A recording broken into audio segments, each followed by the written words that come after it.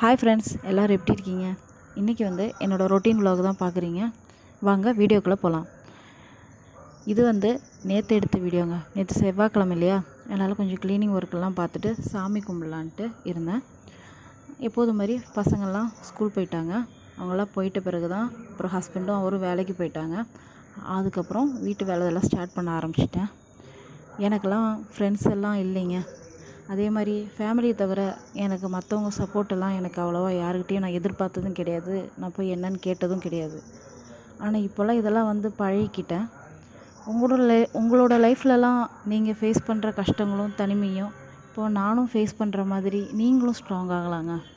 நம்ம லைஃப்பில் ஒரு வேளை கஷ்டமும் வரும், ஆனால் அதை ஓவர் கம் பண்ணிக்கிட்டு செல்ஃப் கான்ஃபிடென்ஸாகவும் கிடைக்கும்.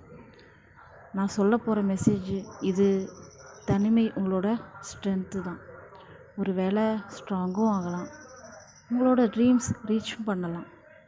நான் அதை எதிர்பார்த்துக்கிட்டு தான் போயிட்டு இருக்கேன்.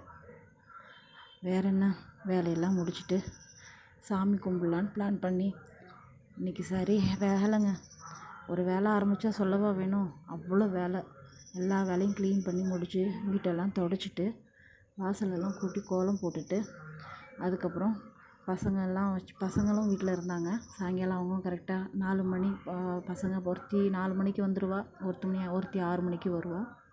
அவங்க 2 பேரும் வந்துட்டாங்க. வந்துட்ட பிறகு சாமி கும்பிட்டுட்டு இன்றைக்கி செவ்வாய்க்கிழமை 6 மணிக்கு விளக்கேற்றி சாமி கும்பிட்டாச்சுங்க. அவங்க 2 பேரும் கோயிலுக்கு போகணுன்னாங்க. 2 பேரும் கோயிலுக்கு போயிட்டாங்க. அப்புறமா நான் அடுத்து ஈவினிங் ஒர்க் ஸ்டார்ட் பண்ணோம் இல்லையா, அதனால் அந்த வேலையில் இறங்கிட்டேன். ஓகேங்க, இந்த வீடியோ உங்களுக்கு பிடிச்சிருந்தா லைக் பண்ணுங்கள், ஷேர் பண்ணுங்கள், மறக்காமல் சப்ஸ்கிரைப் பண்ணுங்கள். அடுத்த வீடியோவில் இன்னொரு vlogல உங்களை நான் பார்க்குறேன்.